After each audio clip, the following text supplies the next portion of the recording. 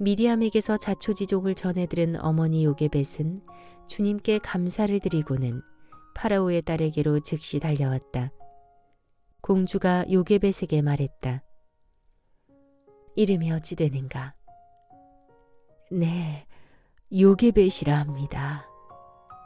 요게벳, 나 대신 이 아기에게 젖을 먹여 키워줄 수 있겠느냐? 품삯은 넉넉히 주마. 공주님, 분부대로 하겠습니다. 그날부터 요게벳은 아기를 데려가 젖을 먹여 키웠다. 이집트 공주의 보호 아래 히브리 사내 아이는 친엄마의 품속에서 젖을 먹으며 이집트 공주의 양자로 무럭무럭 자라났다. 이처럼 아기는 히브리인 혈통이면서도 이집트 왕족으로 자라나게 된다. 신앙의 어머니인 요게벳의 품속에서 유아기를 보내는 동안 그 아이는 알게 모르게 여호와 신앙과 히브리 민족의 정신에 깊이 젖어들었다. 아이가 자라나서 어느덧 엄마 젖을 뗄 때가 되었다. 히브리 사내 아이들은 보통 3살 정도의 젖을 뗀다. 3살 정도가 되면 아이가 죽지 않고 무사히 자라난 것을 기념하여 잔치를 베풀었다. 당시에는 유아기 때 질병이나 기근 등의 이유로 목숨을 잃는 경우가 많았기 때문이다. 공주님, 아이가 이제 젖을 뗐습니다. 친모이자 유모인 요게벳은 아이를 파라오의 딸에게 데려왔다. 아이가 아주 잘 자랐군. 오늘 다시 보니 아이가 아주 준수하고 빼어나구나. 그동안 수고 많았다. 파라오의 딸은 매우 흡족해하면서 아이를 공식적으로 자기 양자로 삼았다. 내가 이 아이를 물에서 건져내었다. 이렇게 말하면서 공주는 그 아이 이름을 모세라 지었다. 모세는 물에서 건져낸 자라는 뜻이다. 이때부터 모세는 이집트 왕자의 신분으로 이집트 왕궁이 있는 테베에서 당대 최고의 학문과 예절과 무예 등을 본격적으로 익히기 시작했다. 당시 이집트 학문은 철자법, 문법, 역사, 산술, 의학, 기하학, 천문학 등을 망라했다. 히브리인으로 태어나 이집트 왕궁에서 왕자 교육을 받은 모세. 구속사의 맥락에서 바라보면 장차 출애굽의 영도자로 키우기 위한 하나님의 오묘한 경륜이요 철저한 훈련이었다. 모세가 혈기로 이집트 사람을 쳐 죽이다. 2장 11절에서 14절. 어느덧 40여 년이라는 세월이 흘렀다. 히브리인들의 혹독한 노예 생활은 계속되었다. 이집트는 왕을 우두머리로 국가를 통치하면서도 다신교를 섬기는 체제였다. 종교 세력이 왕궁의 세력과 비슷했다. 그만큼 사제들의 영향력이 컸다. 왕과 사제들은 때로는 협력하고 때로는 경쟁하면서 이집트 왕국을 키워나갔다. 그러다 보니 이집트는 신전 문화가 발달했다. 다신론 국가이기에 왕들은 자신이 숭배하는 신을 위해 신전을 건설했다. 파라오는 자신을 살아있는 신으로 신격화하여 이집트 백성들에게서 영혼 불멸의 존재로 추앙받았다. 피라미드와 스핑크스를 건설하여 죽은 왕까지 신으로 숭배하게 했다. 파라오들의 통치 기간에 계속해서 대형 건축물이 세워졌다. 노동력은 당연히 노예들의 몫이었다.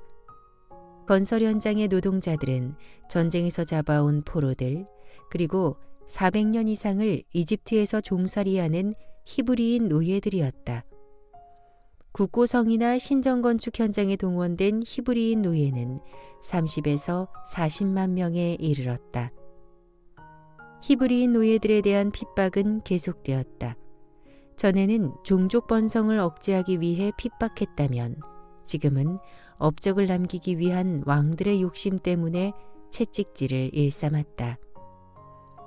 이래저래 이스라엘 백성들은 죽을 맛이었다. 당연히 이집트에서의 해방을 위해 자신들의 신에게 기도하게 되었다. 그들 중에는 민족의 신이 조상 아브라함에게 들려주었던 약속을 기억하는 경건한 사람들도 있었다. 오래전 히브리인들의 신은 조상 아브라함에게 이집트에서 종살이를 하되 씨족이 민족으로 커진 다음에야 다시 가나안 땅으로 돌아오게 된다는 약속을 하셨다. 그래서 대부분의 히브리인들은 이집트를 떠나 자유민이 되는 날만을 손꼽아 기다리며 기도했다. 하나님은 이스라엘 백성과 맺은 언약을 잊지 않았다. 400년이 흐르는 동안에 한 번도 직접 모습을 보인 적은 없었지만 한 번도 이스라엘 백성에게서 눈을 돌린 적도 없었다. 이스라엘은 하나님께서 선택하신 백성이기 때문이다. 하나님의 이스라엘의 이집트 탈출을 위한 계획은 아무도 눈치채지 못하게 착착 진행되고 있었다. 모세는 이집트 왕자로서 잘 자랐다. 수려한 외모와 다부진 체격은 어디에서나 한눈에 드러났다. 게다가 총명하기까지 하여 온 이집트에서 총망받는 왕자였다. 세월이 흘러 모세의 나이도 어언 40세, 어엿한 성년이 되었다. 어느 날 모세는 자기 동족들이 있는 고센 지역의 건설 현장으로 내려갔다. 이른 아침부터 히브리인들이 건축 공사장에서 땀을 뻘뻘 흘리고 있었다. 더위를 피해 우통을 벗었는데도 땀으로 번들거렸다.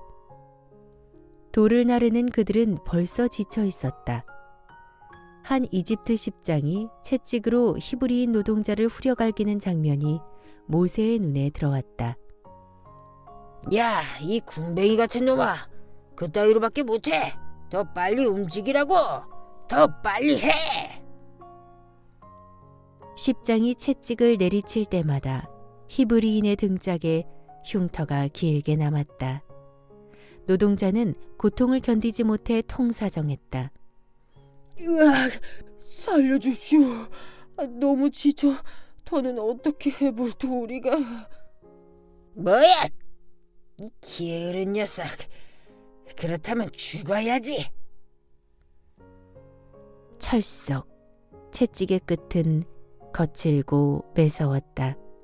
채찍질이 스치고 지나가면 히브리인 노동자의 등은 빨갛게 핏줄이 붉어졌다. 차마 눈뜨고 볼 수 없는 광경이었다. 그대로 두었다가는 채찍에 맞아 죽을 판이었다. 아니, 어떻게 저토록 무자비할 수가 있단 말인가. 모세는 크게 격분하여 십장에게로 다가갔다. 그의 눈은 분노로 이글거렸다. 이봐, 왜 그렇게 무자비하게 채찍질을 하는 것인가? 아, 왕자님. 히브리 놈들은 잘 대해주면 반역질이나 하려 듭니다. 그러니 채찍으로 다스려야 합니다. 얼마든지 채찍질해도 좋다는 것이 상부의 지시사항이고 명령입니다. 상부에서 내려온 명령이라고. 당장 채찍질을 거두게. 네? 알겠습니다. 이집트인 십장은 볼멘 소리로 구시렁거리다 모세의 눈앞에서 비실비실 사라졌다. 그러나 이집트인 노동감독관이나 십장 중에는 모세의 말에도 꿈쩍하지 않는 악질들이 있었다. 그날 건축 현장에서 만난 또 다른 작달막한 십장이 바로 그런 악질이었다. 그는 채찍질을 말리는 모세는 안중에도 없다는 듯 계속 채찍질을 하며 노동자들을 학대했다. 이봐, 채찍은 사용하지 말라는 내 말 못 들었나? 그걸 왕자님이 이곳 사정을 잘 몰라서 그럽니다. 여기는 채찍이 아니면 공사가 진행되지 않습니다.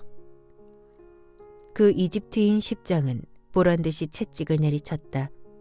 히브리인 노동자는 채찍에 맞아 비틀거렸다. 십장은 다시 한 번 더 내리쳤다.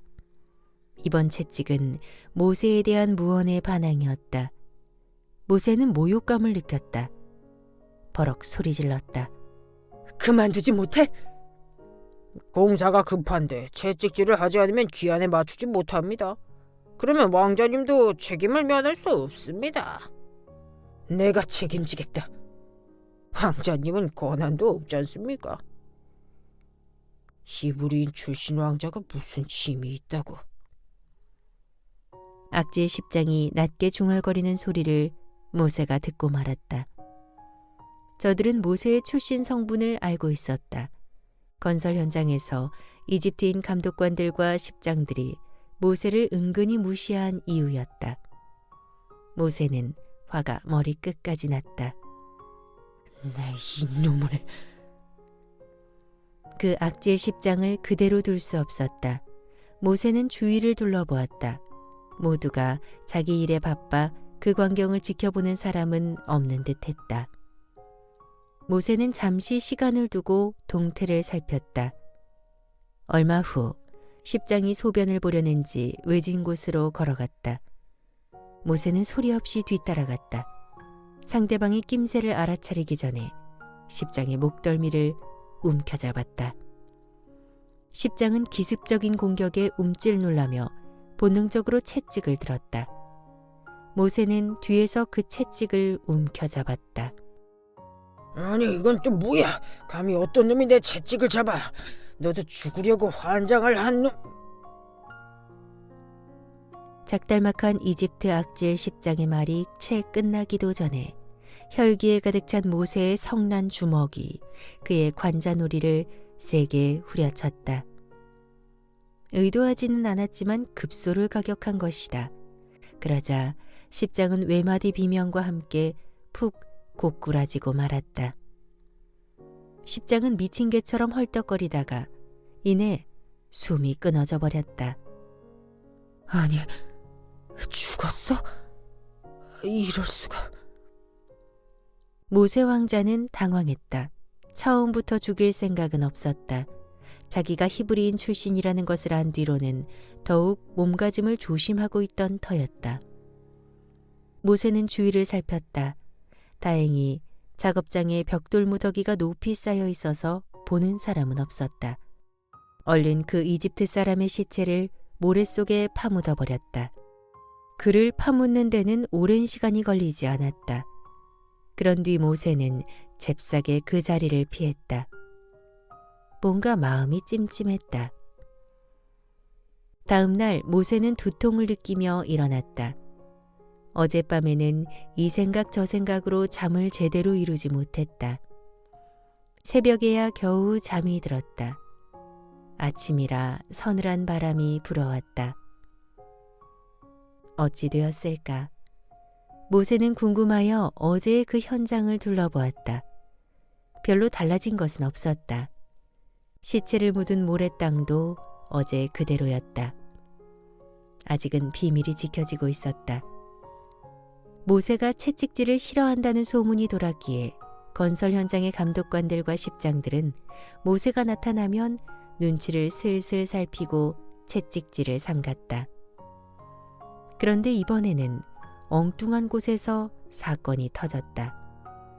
동족인 히브리 사람 둘이서 심하게 싸우는 모습을 발견한 것이다. 지켜보고 있던 모세가 참지 못하고 나섰다. 두 사람 중 먼저 잘못을 저지른 듯한 사람에게 점잖게 타일렀다. 보아하니 당신이 먼저 잘못한 것 같은데 왜 동족을 때리는 것이오? 상대방에게 사과하고 싸움을 끝내는 게 좋겠어. 아니 뭐라고요? 당신이 누군데 나보고 먼저 사과하라는 거요? 당신이 우리의 지도자요? 우리의 재판관이라도 된단 말이오? 모세는 그 사람의 말을 듣는 순간 어처구니가 없었다. 분노보다는 실망이었다. 지금 뭐라고 했느냐? 무엄하다. 어제는 이집트 사람을 때려 죽이더니 오늘은 나도 그렇게 쳐서 죽일 참이요? 먼저 잘못을 저지른 그 히브리인이 막무가내로 모세에게 대들었다. 그 소리에 모세는 덜컥 겁이 나서 속으로 중얼거렸다. 큰일이다. 어제의 그 일이 결국 들키고 말았구나. 이제 어쩐다. 사태가 심각했다. 우선 어디론가 도망부터 쳐야 했다. 아니나 다를까 이집트 제국의 파라오는 모세의 살인 사건을 보고받고는 이참에 모세를 제거하려 들었다. 즉각 이집트 전역에 모세 체포령을 내렸다.